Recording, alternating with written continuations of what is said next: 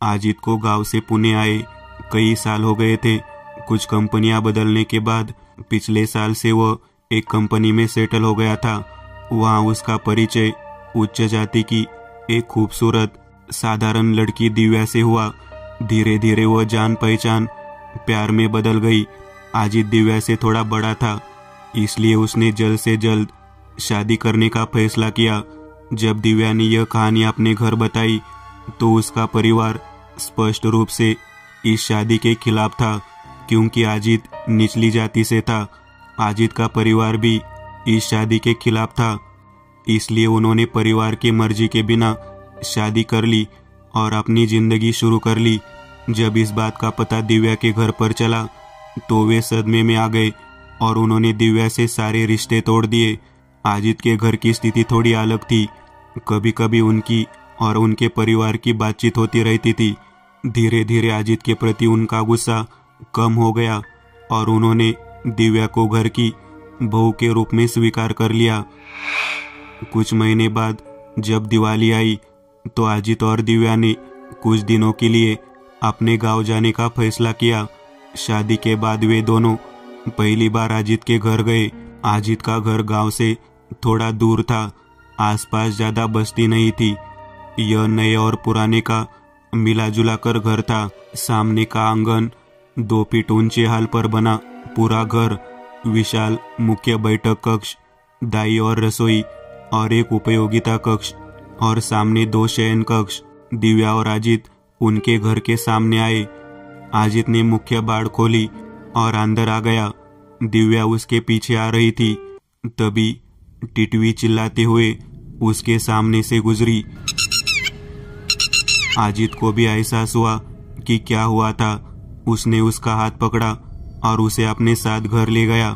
अजित की माँ सुजाता दरवाजे पर खड़ी थी। अजित के पिता सदाशिव उनके बगल में खड़े थे। दिव्या सीढ़ियां चढ़ने लगी। जैसे ही उसने सीढ़ी पर कदम रखा, उसके सामने कहीं से एक छिपकली गिर गई। वह फिर झिझकी। अजित ने कहा, कोई बात नहीं, यहाँ छिपकली बहुत होती है, तू आगे चल। देख, माँ ने दरवाजे में माप भी रख दिया है। वे दोनों चौखट के पास आए। तभी सुजाता ने कहा, पहली बार घर आ रही हो, दहलीज पार करके ही अंदर आ।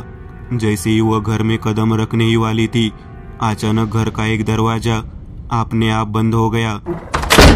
दरवाजे में रखा माप उड़ गया। लेकिन यह दृश्य देखकर सभी हैरान रह गए, क्योंकि पेड़ का पत्ता भी नहीं हिल रहा था। लेकिन किसी को समझ नहीं आया कि हवा का इतना बड़ा झोंका कहाँ से आया। लेकिन दिव्या के मन में संदेह के बादल छा गए, क्योंकि उसके आने के बाद से ही कुछ न कुछ अशुभ घटित हो रहा था। सदाशिव ने कहा, अरे इतना क्या सोच रही हो, हवा का झोंका आया है।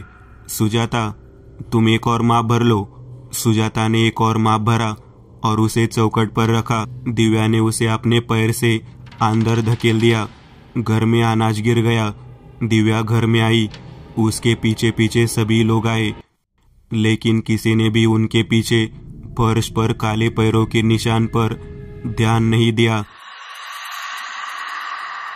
डिनर के समय सभी लोग टेबल के पास बैठे थे। दिव्या और अजित एक दूसरे के सामने बैठे थे।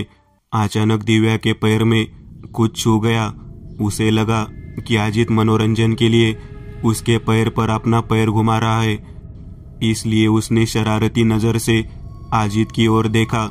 लेकिन उसके चेहरे पर प्रश्नवाचक भाव थे, इसलिए बिना रुके दिव्या ने नीचे देखा।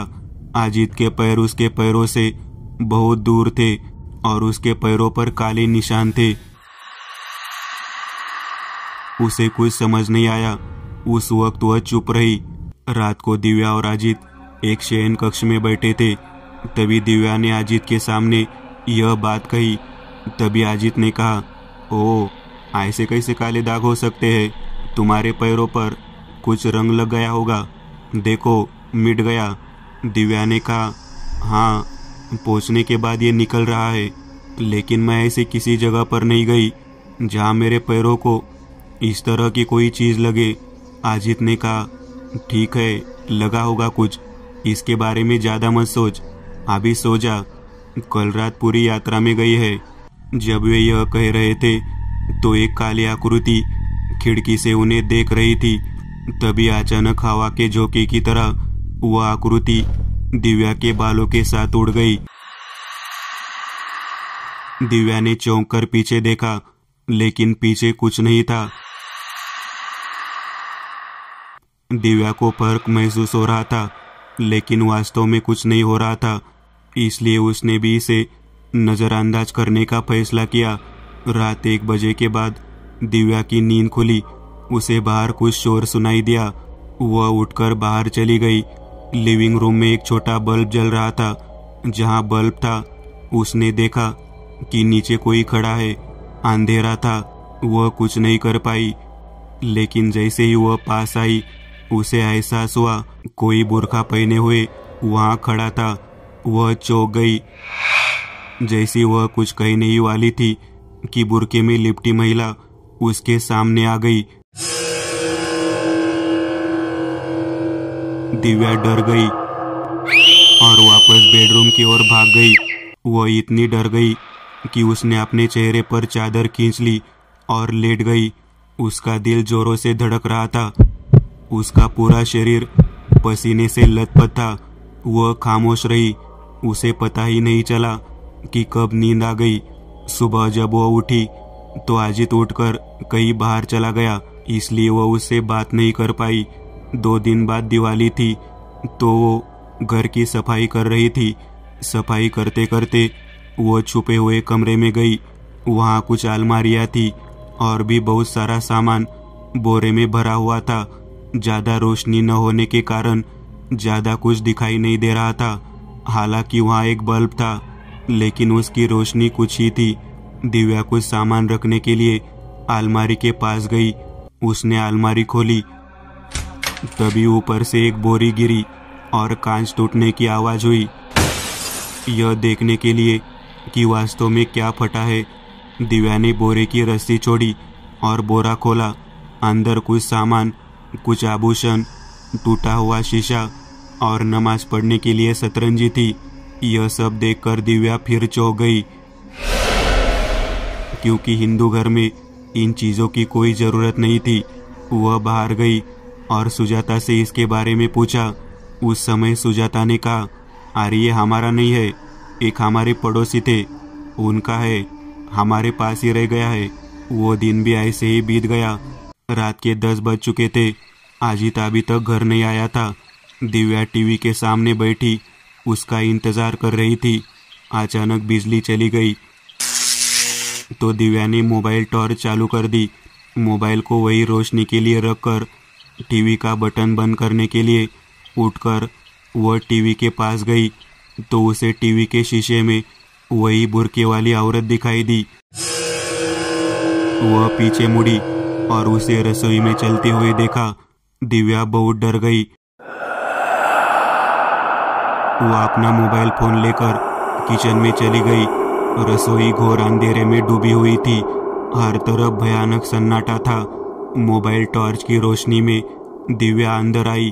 वह अपने दिल की धड़कन सुन सकती थी। उसके माथे से पसीना टपक रहा था। उसे कुछ देखने की उम्मीद थी, लेकिन अंदर कोई नहीं था। और वह कैसे देख सकती थी, क्योंकि बुर्के वाली महिला उसके पीछे हवा में तैर रही थी।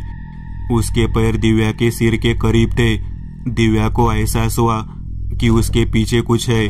उसने टॉर्च घुमाई और पीछे देखा, लेकिन कोई नहीं था। वह फिर पीछे मुड़ी और उसके चेहरे के सामने बुर्के में लिपटी महिला थी। वह जोर से चिल्लाई और बेहोश हो गई। जब उसे होश आया तो वह बिस्तर पर थी। सुजाता उसके पास बैठी थी और सदाशिव उसके पास खड़े थे। बिजली आ गई थी। उसका ध्यान घड़ी पर गया। घड़ी में रात के 12 बज रहे थे। दिव्या ने कहा, अजित कहाँ है? सुजाता ने कहा, बारिश हो रही है, इसीलिए वो आज दोस्त के साथ रुकेगा। लेकिन तुम्हें क्या हुआ? तुम्हारी चीख सुनकर मैं रसोई में आई। मैंने तुम्हें फर्श पर पड़ा देखा, फिर हम दोनों तुम्हें यहाँ ले आए। दिव्या ने कहा, मैंने वहां किसी को देखा, बुर्का पहने एक महिला। यह सुनकर सुजाता के चेहरे का रंग बदल गया, लेकिन फिर भी वह बोली, ओ कुछ भी, हमारे घर बुर्का पहनकर कौन आने वाला है? यहाँ बहुत अंधेरा है। उस समय तुझे एहसास हुआ होगा। दिव्या अभी भी पूरी तरह से होश में नहीं थी, इसलिए उसने कुछ नहीं कहा, उठकर बैठ गई। कुछ देर बाद उसे होश आया तो सुजाता और सदाशिव अपने कमरे में चले गए। दिव्या के सिर में दर्द हो रहा था तो उसने पास रखा बाम उठाया। ढक्कन खोलते समय बाम उसके हाथ से छूट गया और बिस्तर के नीचे चला गया। उसने बाम लगाया और फिर बिस्तर से नीचे उतरकर ढक्कन उठाने के लिए झुक गई। देखकर वह चौंक गई। बिस्तर के नीचे देखने पर वह दूसरी तरफ एक महिला के पैरों को देख सकती थी, जो यहाँ से वहाँ घूम रही थी। उसका बुर्का नीचे पैरों तक आ गया था।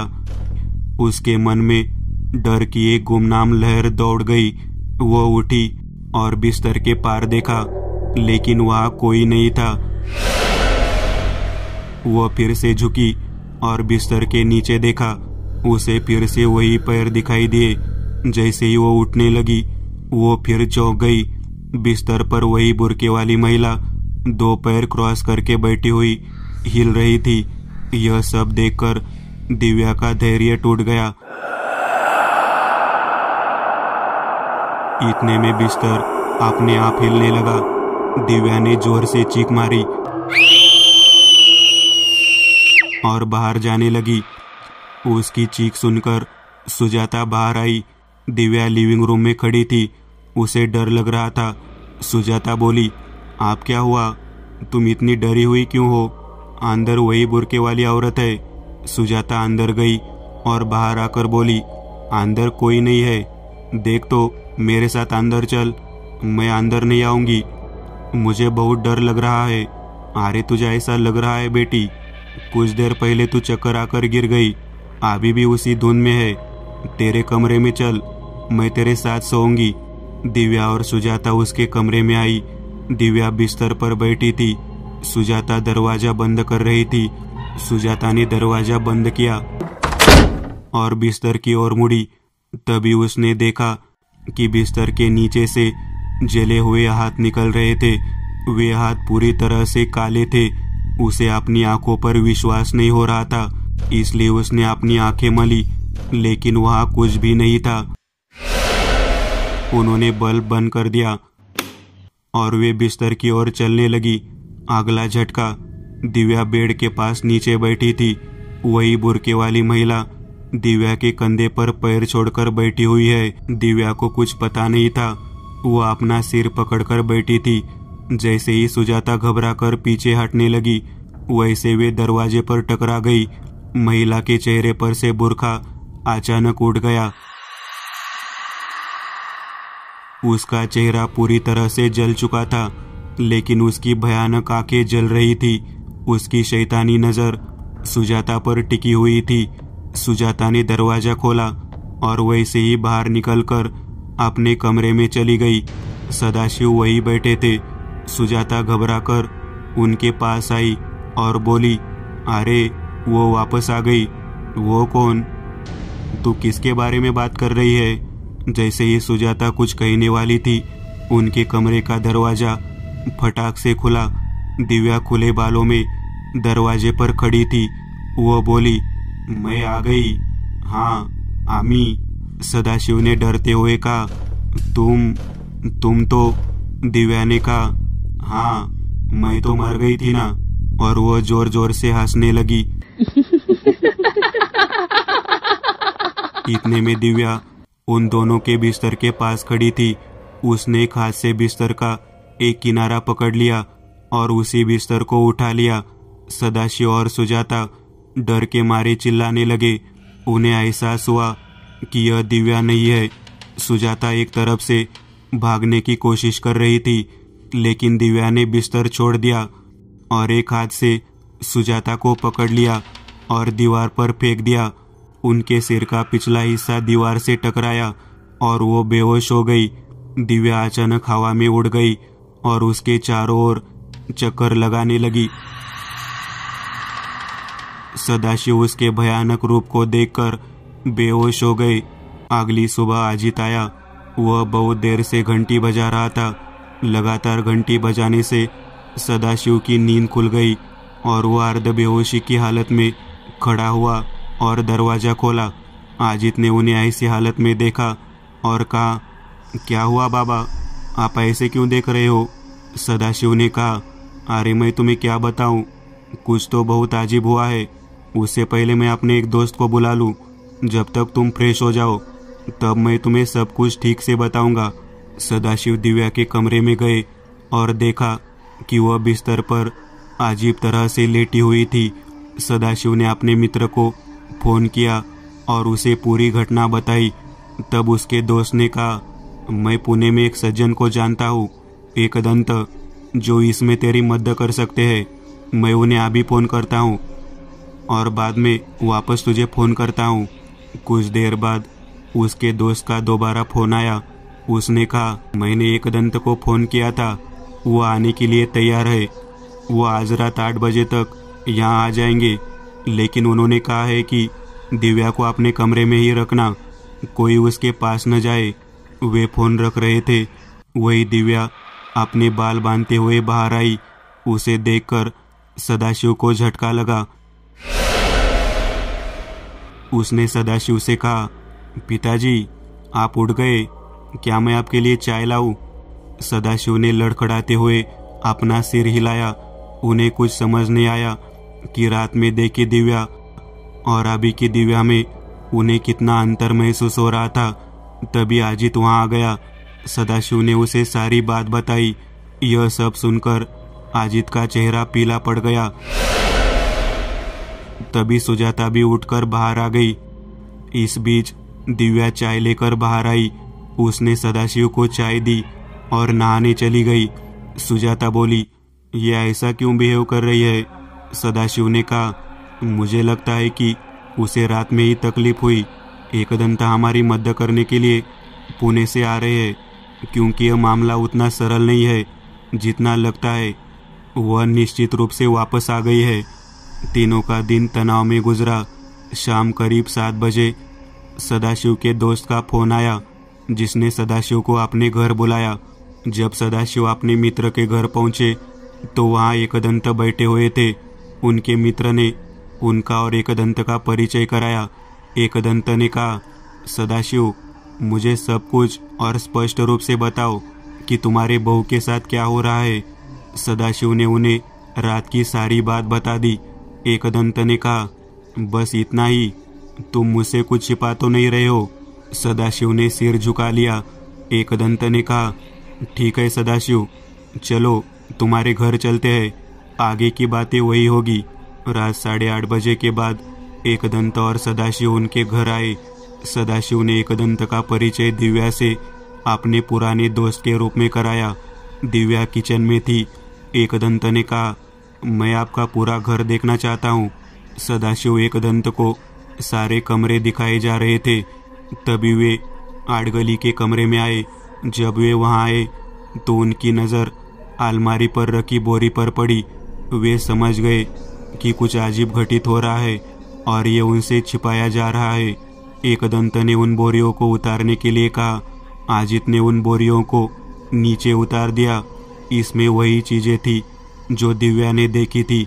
एकदंत ने उस शतरंजी को छू लिया। उसी क्षण उन्हें एहसास हुआ कि शतरंजी किसकी है।